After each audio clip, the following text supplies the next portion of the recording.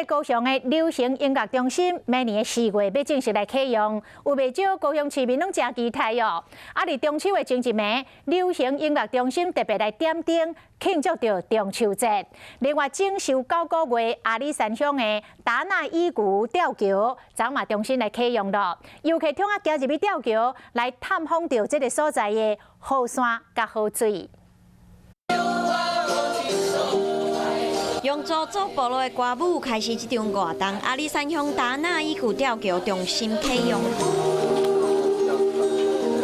2011年登起的三美村达纳伊古吊桥吸引真侪游客，设施开始毁损，甲议员府因为安全的考量，争取中央政府阁有地方配合款，总共2800万。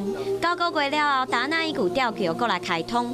未来阿里山的旅游，我们要强化的跟宣传的。 就是部落旅游，我们希望全国所有的朋友都来认识阿里山的周族。县府推设部落，阁有步道的旅游吸引游客。达纳伊古的好山好水，行出山内来看卖大都市。在中秋的前一暝，高雄流行音乐中心特别来点灯庆祝。五彩灯光闪闪烁烁，那亲像太空基地非常繁华。 伫海港边的流行音乐中心，未来伫2021年4月正式启用。伫中秋的前一天，特别开灯，照伫海面上和月娘互相来比水。